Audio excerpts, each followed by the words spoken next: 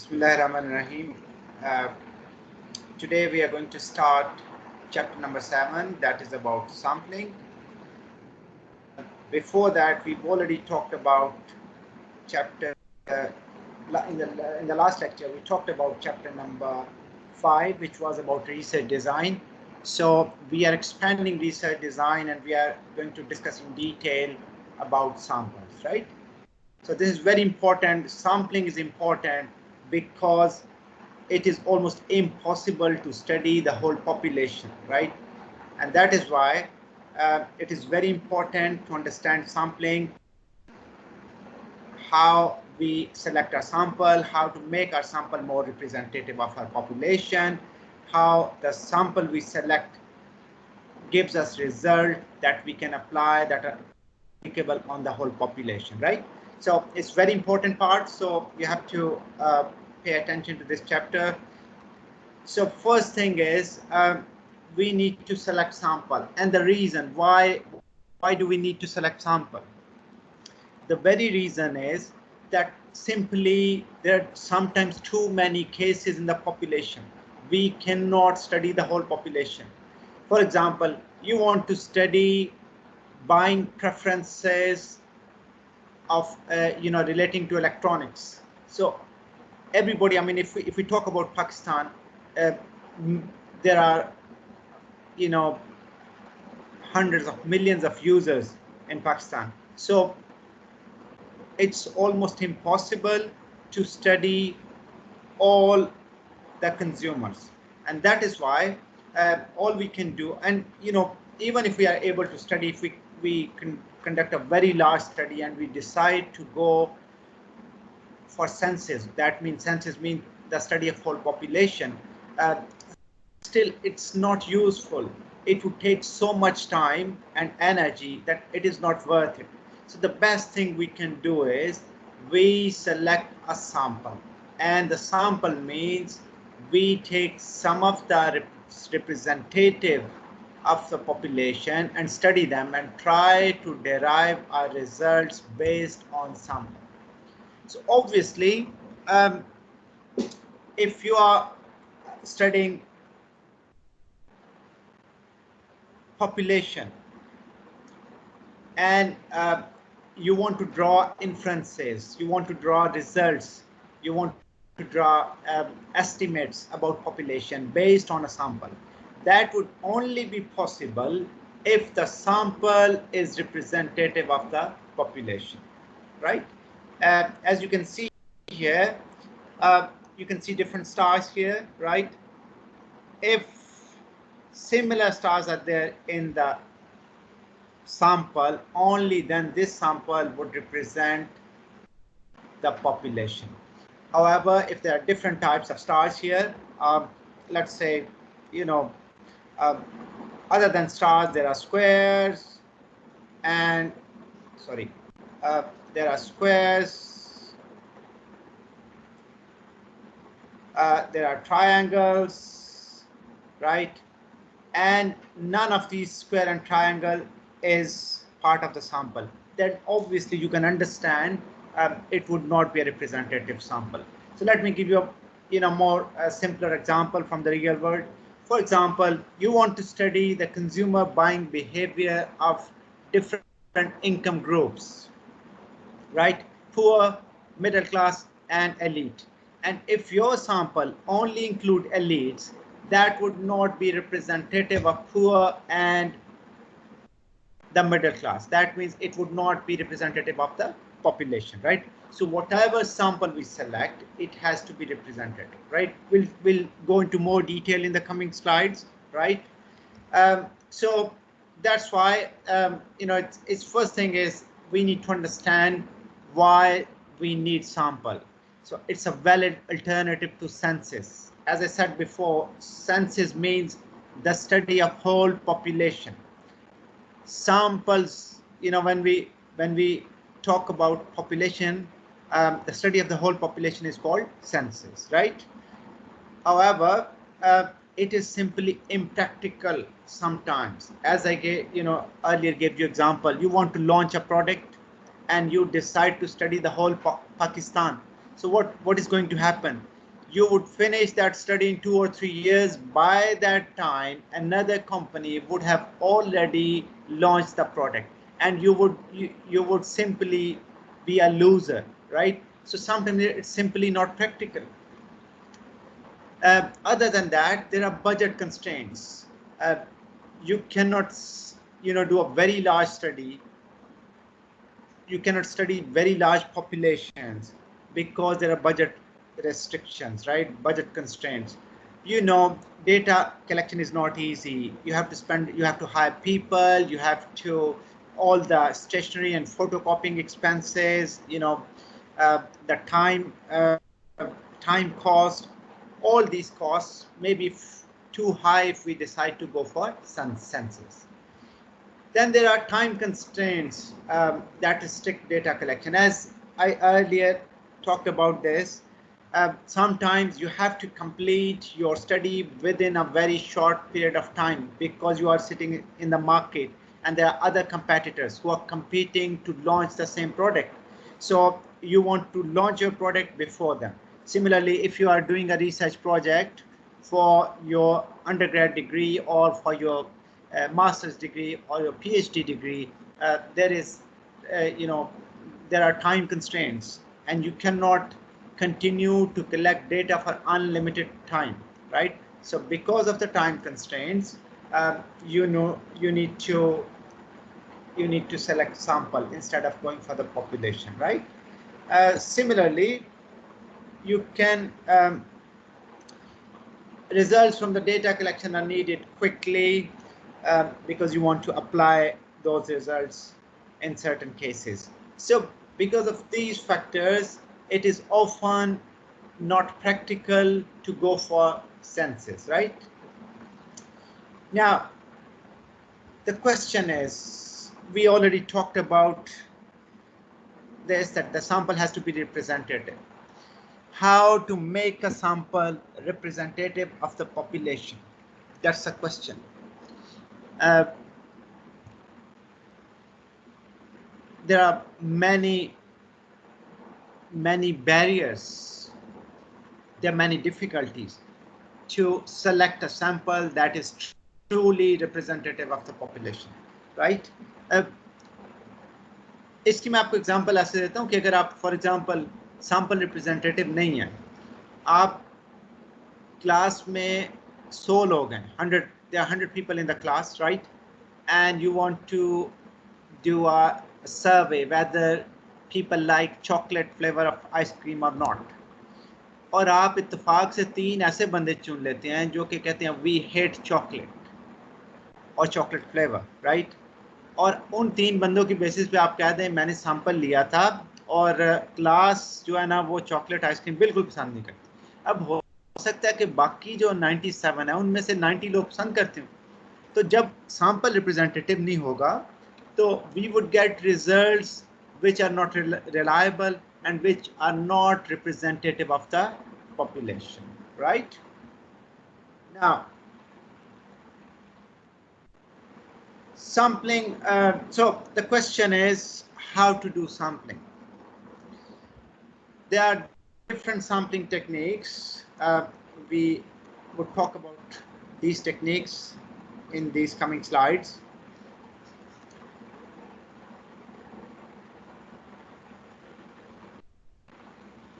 And the purpose is, to enhance the generalizability. We want to ensure that the results we get by studying this sample can be applied on the whole population, right? That is generalizability. So there are different types. We'll discuss them one by one. Basically, there are 2 major types of sampling. The first one is probability sampling, right?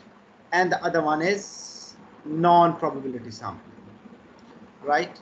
So probability sampling, as you might have already studied in your statistics course or any data analysis course, probability sampling is sampling technique where you have a known chance, every member of the population has a known chance of getting selected.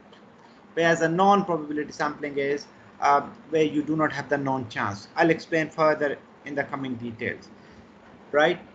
In the coming slides, right? So there are probability sampling. There are different types of probability sampling. For example, simple random sampling, right? There is systematic sampling. There could be stratified random sampling, cluster sampling, and then we can combine different, for example, stratified and cluster sampling together. It makes multi-stage sampling, right?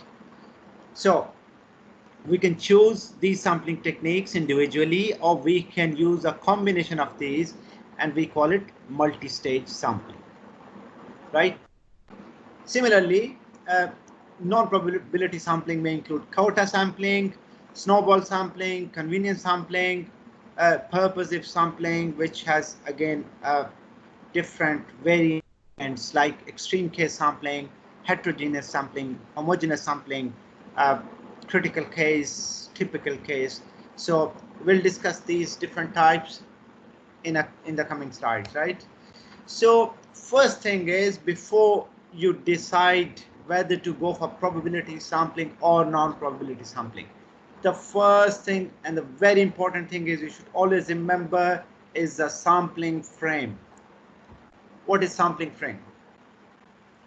Sampling frame is the list of members of population. List of members of the population. What does that mean? Sampling frame for any probability sampling is a complete list of all the cases in the population. For example, you want to study online reaction to online teaching. You want, and your target population is the ComSat students, ComSat's Lahore campus student. So in that case, the list of all the students studying in Lahore campus ComSats would be called sampling frame, right?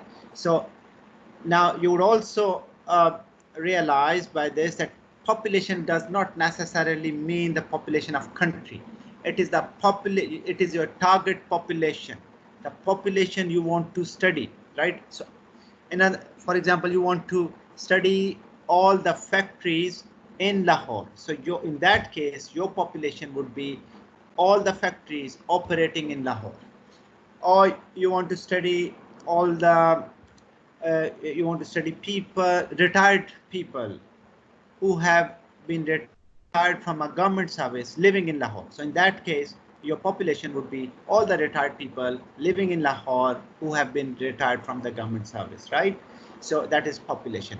So sampling frame is the list of all the cases in the population, right? And so from that list, we would draw the sample. So sampling frame is used for drawing sample, particularly in case of probability sampling. So when we do not have access to sampling frame, for example, आप कहते हैं कि मैंने जो लोग आते हैं emporium में शॉपिंग करने, उनसे क्वेश्चनर फिल करवाना है। अब इस केस में आपको पता है कि आपके पास उन सारे लोगों की लिस्ट नहीं है, आपके पास सैम्पलिंग फ्रेम नहीं है, राइट? जब सैम्पलिंग फ्रेम नहीं है तो ये बात याद रखें कि you can not do probability sampling. In that case we would go for non probability sampling, उसका हम आगे तस्करा करेंगे, right? So it's a 4-stage process. The first thing is identify the sampling frame. So if you want to do probability sampling, right, you must have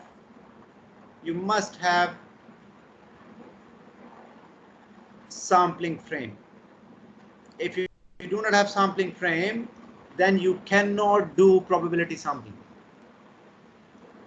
Please understand this. This is very important. Students often they write in their reports that they are doing They are doing probability sampling, however, they do not have sampling frame, right? You cannot simply do probability sampling unless you have sampling frame available, right? Then the second thing is, once you have sampling frame, then decide on the suitable sample size. How large should be the sample? Now, statisticians, they have proposed different formulas to calculate the sampling size or the sample size. But sometimes even the common sense tells you, अगर मैं आपको कहूँ कि there are 100 people in the class and your sample size is 2%, obviously it doesn't make sense, right? So sample should be substantially large, right? Especially where there is large population involved, or it should, it should represent the population in an effective way, right? So the second very important step is you need to decide on suitable sample size, right? We'll discuss further in the coming slides about the suitable sample size. There are many formulas available for different types of sampling. There are different formulas given by statisticians and the research experts, right? Now, the third thing is select the appropriate technique and the sample. Which one is appropriate technique? Are you going to conduct simple random sampling? Simple random sampling means you have all the cases, all the members on the list, and then you randomly select. Let's say you have a list of 1,000 people and you randomly select 30 or 40 people, 40%, totally random. That is called simple random sampling. But we will discuss in the coming slides. Sometimes simple random sampling is not effective. It doesn't make sense, right? So you might, जैसे अगर mail और female दोनों है class में, आप ये कहते हैं कि अगर हो सकता है मेल ज्यादा है तो ये ना हो कि सारे के सारे मेल ही आ जाएं सैंपल में और फीमेल को रिप्रेजेंटेशन ना मिले, तो इस केस में simple random sampling may not be very effective. So here at the third step is we need to decide on appropriate technique to choose a sample, right? And the fourth one is check the sample is representative. Very important. So four-step process. The first one, you need to check whether sampling frame is available or not. If you have sampling frame available, then that means you can go ahead with the probability sampling. Second, decide on a suitable sample size. Third, select the appropriate technique and the sample. And the fourth, you must ensure that the sample is representative of the population. Key points to consider.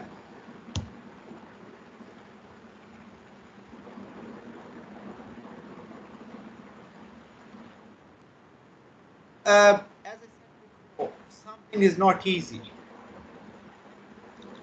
And it is not easy because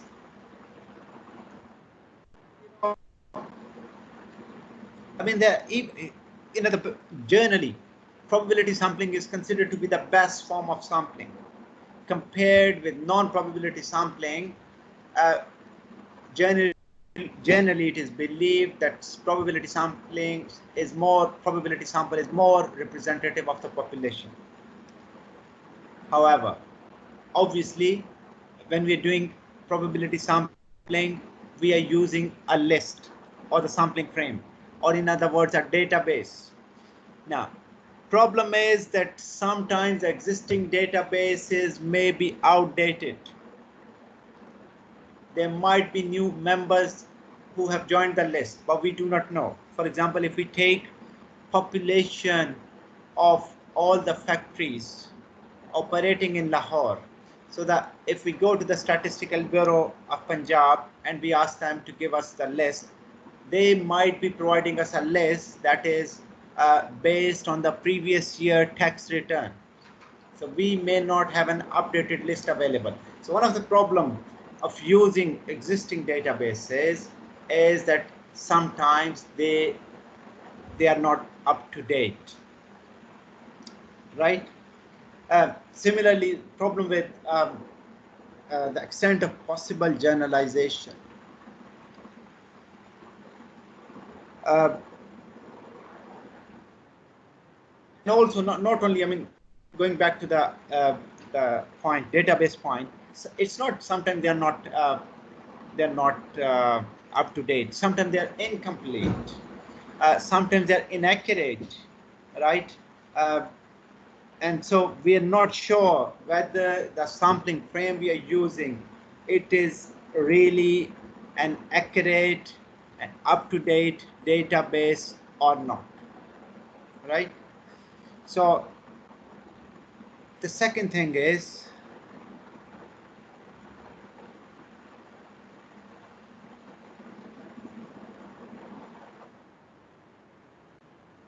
extent of possible generalization from a sample. Extent of possible generalization of a sample. Now, generalization mean, can we apply the results on a large population or the whole population or not? It depends on a number of factors. To what extent the population is homogeneous. If there's too much heterogeneity, heterogeneity means बहुत ज़्यादा population के अंदर फ़र्क है, मसलन male female, like student नालाइक student, बहुत extraordinary performer, low performer, बहुत सारी हेट्रोजेनिटी है, होमोजेनस नहीं है, एक जैसे नहीं है, उस केस में कई दफ़ा जनरलाइजेशन में प्रॉब्लम होगी। दूसरी चीज़ ये कि अगर सैम्पल साइज बहुत छोटा हो, ठीक है, सैम्पल साइज उस केस में भी जनरलाइजेशन की इशू आ सकती है। सैम्पल जो है वो that is not true representative of the population, again there would be problem in generalization. So in that case we may not be, the possible generalization is going to reduce, right? Similarly, validity and reliability, जो sample हम select कर रहे हैं, is it a valid sample? In other words, that means कि क्या जिन लोगों को हमने सेलेक्ट किया है, क्या वो वाकई वही पॉपुलेशन का को रिप्रेजेंट करते हैं जिन्हें हम स्टडी करना चाह रहे हैं। आप स्टडी करना चाहते हैं स्टूडेंट्स को, और कामसर में खड़े हो के आप कैफ़े के पास खड़े हो जाते हैं और आप 10 लोग जो आते हैं और उनसे आप वो कर लेते हैं, क्वेश्चन फिल करवा लेते हैं। इत्तेफाक से वो एम्प्लॉई लंच टाइम था और आपको सारे जो लोग मिले हैं वो स्टूडेंट्स नहीं हैं, या उस दिन कोई ग्रेजुएशन डे था, वो करंट स्टूडेंट्स नहीं हैं। इस केस में हमने ये भी देखना है कि वैलिडिटी और रिलायबिलिटी इश्यूज जो हैं वो अफेक्ट ना हो, ठीक है। और इसी तरह हमने बायस अवॉइड करना है। बायस का मतलब है कि रिसर्च में जो एरर आ जाती है, सैम्पल अगर ठीक ना होगा तो बायस आ जाएगा, रिसर्च में बायस आएगा, उस पर उसकी बेसिस पे बनने वाले रिजल्ट्स में बायस आ जाएगा, ठीक है। तो बायस रिजल्ट्स जो हैं वो होते हैं उस बायस रिजल्ट्स का मतलब इनएक्यूरेट रिजल्ट्स, और इनएक्यूरेट रिजल्ट्स जो हैं they are problematic for our research, right? So far we've talked about 4 stages process. First we talked about different types of sampling. फिर हमने कहा कि अगर आपने probability sampling की तरफ जाना है तो you must have sampling frame. These are the 4 steps कि पहले sampling frame ले लें, उसके बाद देखें कि उसमें suitable sample size कितना होना चाहिए, select the appropriate technique and the sample, check that whether the sample is representative or not. और ये कुछ हमने इंपॉर्टेंट पॉइंट्स डिस्कस किए कि ये हमें केयर करनी है कि डेटाबेस जो यूज़ करें अप टू डेट हो, जनरलाइजेबिलिटी हो, ठीक है, वैलिडिटी और रिलायबिलिटी आपने देखनी है, और ये कोशिश करनी है कि हर वो पॉसिबिलिटी जिससे बायस क्रिएट हो सकता है हमने उससे अवॉइड करना, ठीक है। अच्छा जी, सो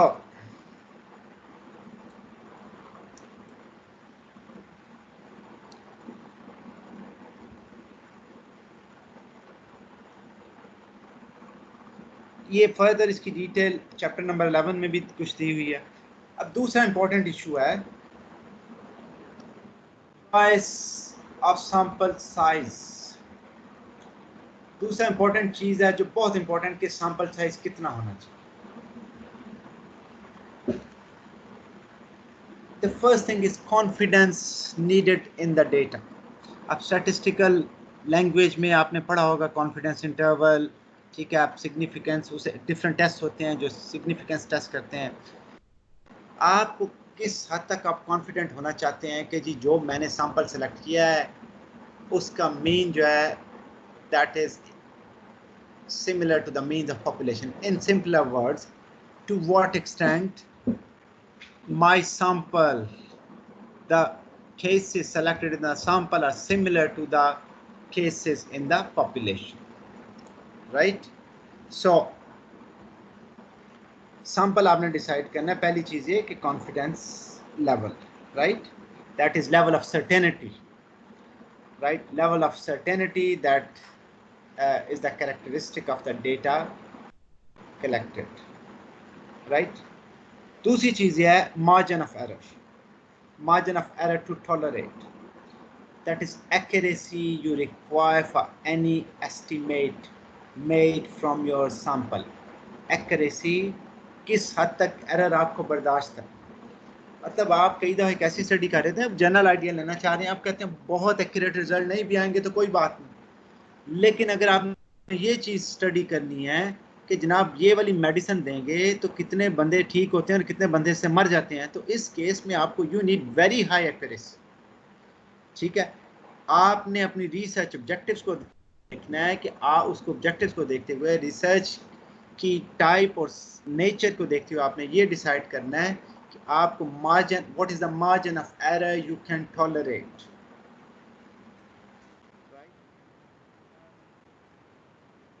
Third thing is the type of analysis you are going to undertake. That means number of categories into which you are going to subdivide data. मसलन आप कहते हैं मैंने फर्दर डेटा एनालिसिस में मेल्स और फीमेल्स का अलग अलग फर्दर एनालिसिस करना है। आप ये भी कहते हैं कि मैंने जो है ना ए ग्रेड वाले, बी ग्रेड वाले, सी ग्रेड, डी वाले, इन सारों का डेटा एनालिसिस मैंने करना है। अब आपको जब जैसे जैसे आप ग्रुप्स बढ़ाते जाएंगे आपको जो डेटा साइज है, सैंपल साइज, वो ज़्यादा चाहिए होगा। मिसाल के तौर पे आप 10 बंदों का डेटा इकट्ठा करते हैं और 10 बंदों के डेटा में से आप ये चाहें कि जनाब आप 5 ग्रुप भी बना लें तो आपको उसमें से रिजल्ट में कोई मीनिंगफुल रिजल्ट आप ड्रॉ नहीं कर सकते, ठीक है।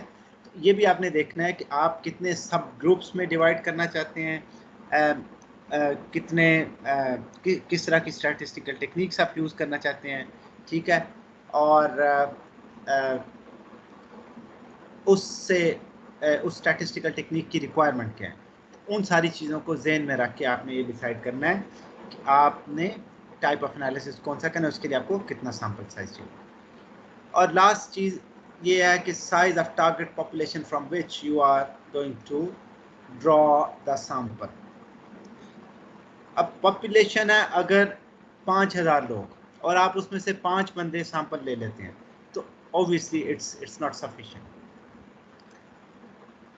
ये भी पॉसिबल नहीं है कि 5000 में से आपके मैं 4000 लूँगा, फिर तो मकसद ही कोई नहीं, फिर आप पॉपुलेशन ही स्टडी कर लें। तो सैंपल ऐसा होना चाहिए कि जिसमें पॉपुलेशन का रिप्रेजेंट, ना ही सैंपल साइज बहुत थोड़ा हो और ना ही सैंपल साइज बहुत बड़ा हो। अगर सैंपल साइज बहुत बड़ा होगा तो हमारी एक्स्ट्रा कॉस्ट इन्वॉल्व होगी, उसके लिए हमें टाइम बहुत ज़्यादा चाहिए, उसके लिए रिसोर्सेज चाहिए, उसके लिए आपको बहुत ज़्यादा ट्रेनिंग करवानी पड़ेगी उन लोगों की जो डेटा कलेक्ट कर रहे हैं, ठीक है। और अगर सैंपल बहुत छोटा होगा उस केस में क्या होगा कि सैंपल में not be representative of the population, right. इसलिए आपने ये सारी चीज़ें देखनी है और जब सैंपल साइज आपने सेलेक्ट करना है तो उसमें आपने इस चीज़ का ध्यान रखना है कि आपकी टारगेट पॉपुलेशन क्या है और क्या ये आप जो सैंपल सेलेक्ट कर रहे हैं is it suitable to respond to your research question and meet your research objectives. ठीक है, फिर ये भी देखना है कि मैं से समराइज करता हूँ कि how recently was a sampling frame compiled, is it up to date, या बहुत पुराना डेटा है. अब ये आप क्वेश्चन ये करेंगे कि जी पुराना किसे कहते हैं, तो ये रिसर्चर की जजमेंट पे. फॉर एग्जांपल आपने स्टॉक मार्केट के रीसेंट करंट ट्रेंड्स का एनालिसिस करना है, तो उस केस में 3 महीने पुराना भी डेटा जो है वो पुराना हो. ठीक है, लेकिन अगर आप ये कहते हैं कि मैंने ये स्टडी करना है कि कॉम्सेट के टीचर्स पे एक स्टडी कंडक्ट करनी है, तो 3 महीने पुराना भी हो जाए, बहुत ज़्यादा लोग छोड़ के नहीं गए होंगे, उस केस में ये डेटा आपका रीसेंट गिना जाएगा. तो ये रिसर्चर की जजमेंट पे है. रिसर्चर ने अपनी जजमेंट भी यूज़ करनी है और अपनी अकल भी यूज़ करनी है कि क्या होना चाहिए. फिर ये कि क्या कंप्लीट है, इनकम्प्लीट तो नहीं, क्या सारे केसेस इंक्लूडेड हैं सैम्पलिंग फ्रेम में. ठीक है, ये आपने देखना है कि क्या करेक्ट इन्फॉर्मेशन है, एक्यूरेट इन्फॉर्मेशन है आपके सैम्पलिंग फ्रेम में. राइट, ये भी इंश्योर करना है कि does sampling frame exclude irrelevant cases. ठीक है, in other word, is it precise. कई दफ़ा आप ऑनलाइन कोई लिस्ट खरीदते हैं तो उन्होंने बहुत सारी इररेलेवेंट इंफॉर्मेशन भी डाली होती है. ठीक है, तो आपने ये देखना है कि उसमें से आपने रेलेवेंट केसेस ही लेने हैं. ठीक है, अच्छा जी, अब 2 चीज़ें इसमें, जब हम सैंपल साइज का डिसीजन करते हैं तो 2-3 मैं आपको पॉइंट्स आपको इस पे डिस्कस करना चाहूँगा.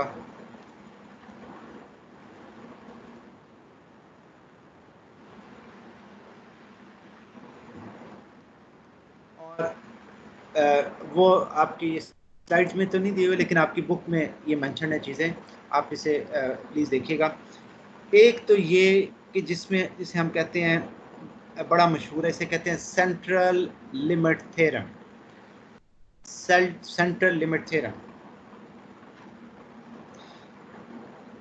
ठीक है,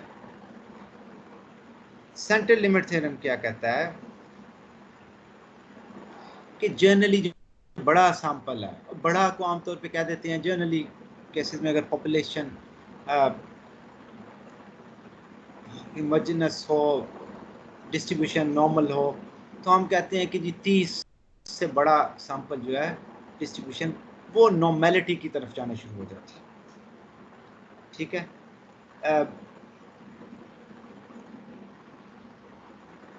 अच्छा, लेकिन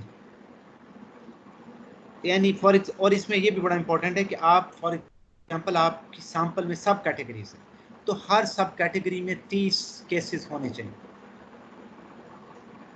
अगर 30 केसेस उस सब कैटेगरी में नहीं है तो इसका मतलब है सैंपल में बी टू स्मॉल.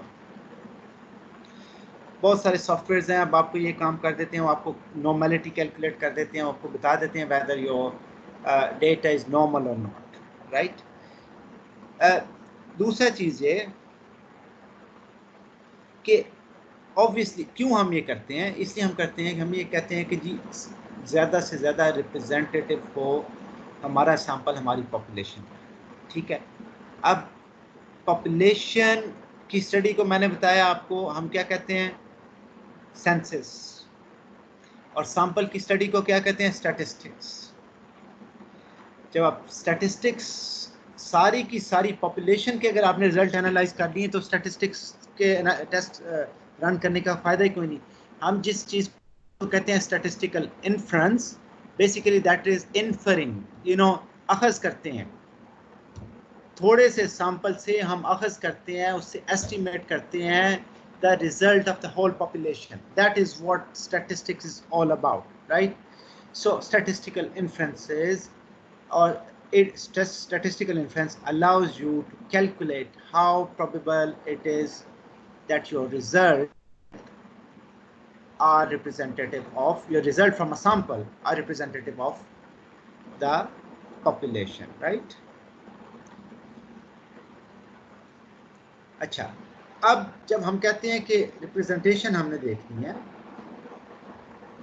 तो एक और टर्म मैंने आपसे दो टर्म्स पहले बोली, एक तो मैंने कहा सेंट्रल लिमिट थ्योरम, दूसरा मैंने कहा कि स्टैटिस्टिकल इन्फ्रेंस के लिए करते हैं। जब स्टैटिस्टिकल इन्फ्रेंस की हम बात करते हैं तो एक चीज़ और बड़ी इंपॉर्टेंट है, जब हम सैंपल कैलकुलेट करें तो हम क्या कहते हैं, हम एक टर्म बोलते हैं स्टैटिस्टिक्स में या सैम्पलिंग में, इसे कहते हैं लॉ ऑफ लार्ज नंबर। ठीक है,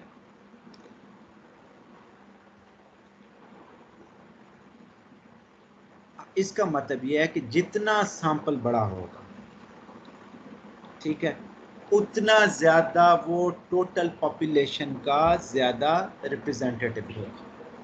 So law of large number says the bigger the sample, the more representative it is of the whole population. Right? So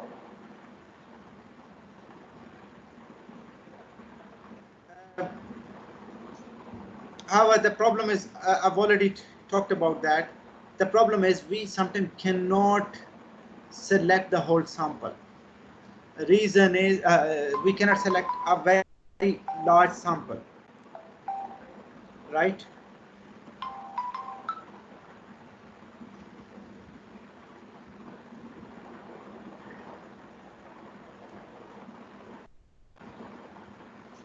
The reason is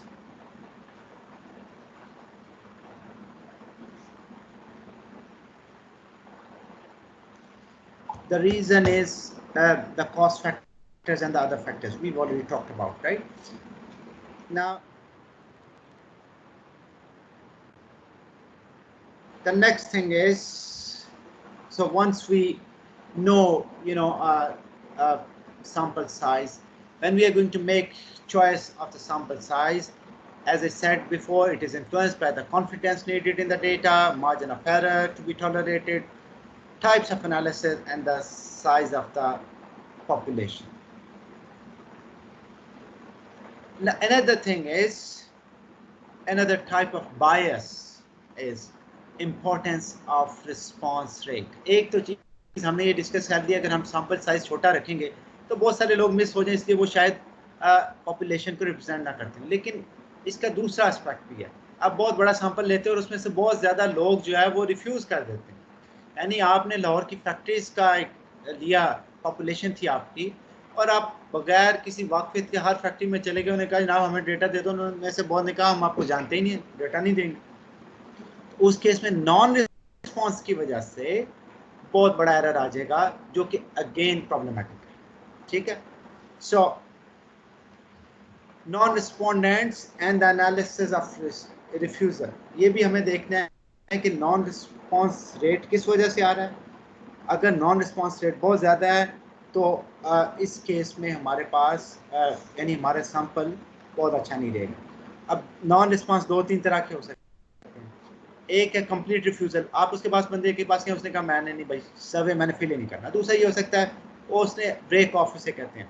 second thing is break off, आप वो कहता है जनाब मैंने बहुत लंबा क्वेश्चन है आपका, मैंने आधा फिल करके कहता भाई बस इससे ज़्यादा मुझसे नहीं होता। ठीक है, मज़ीद वो या ऑनलाइन आप करते हैं, वो आधे क्वेश्चन का जवाब दे देता है, आधे का नहीं देता।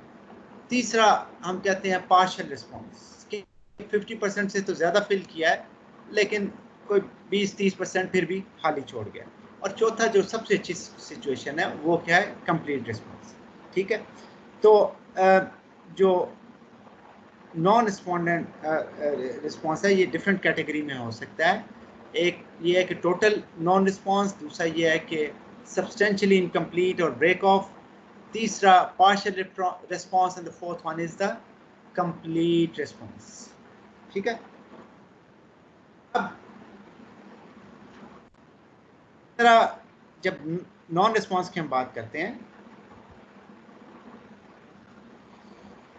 तो चार इंटर रिलेटेड प्रॉब्लम्स हैं। एक रिफ्यूजल टू रिस्पॉन्ड, दूसरा इनएबिलिटी टू रिस्पॉन्ड, आप उस बंदे के पास गए हैं और उस वक्त वो बड़े किसी इमरजेंसी के लिए जा रहा है, या एक बंदा उसने टैक्सी कॉल की, आप इंपोरियम के बाहर खड़े हैं, उसे कहते हैं मेरे क्वेश्चनर का जवाब दे दो, कहते हैं यार मेरी टैक्सी मिस हो जाएगी, मैंने नहीं देना, ठीक है, इन एलिजिबिलिटी। तीसरा ये हो सकता है इन एबिलिटी टू लोकेट रिस्पोंडेंट, आपको पता नहीं है कि असल रिस्पोंडेंट है किधर, ठीक है, या किधर। चौथा केस ये रिस्पोंडेंट मिल जाते हैं लेकिन you are unable to make a contact with, right. तो हम ये क्या करते हैं, टोटल रिस्पांस रेट जो हम कैलकुलेट करते हैं, रिस्पांस रेट, हम उसमें देखते हैं कि टोटल लोग, कितने लोग एलिजिबल थे, इसका फॉर्मूला आपकी बुक में लिखा हुआ है, टोटल कितने लोगों ने रिस्पांस किया है, टोटल कितने लोग सैंपल में थे divided by total number of people in sample minus ineligible. So active response rate आप कैलकुलेट कर सकते हैं, formula is there in your book, right, you can have a look at that, and then we need to estimate response rate and the sample size if the response rate is too high। आपका sample size था 3000 लोग और response rate है 7%, तो इसका मतलब है बहुत बड़ा प्रॉब्लम है, ये पता करना चाहिए कि क्यों इतने लोगों ने रिस्पॉन्स नहीं किया, right. Now we you know we are going to have a bit of discussion on we can have a bit of discussion on different problems. If anybody has done any research, he or she may share with other fellows. You can share your experiences on the team on the MS team post, and you can respond on each other's. You can comment on each other's experiences, right? And I can also intervene the activity. The next time we would carry on in terms of lecture, we would carry on with the different types of probability sampling and non-probability sampling, right? So here we would stop, and we would move on to the practical exercises related to sample selection, right? I'm stopping recording here, right?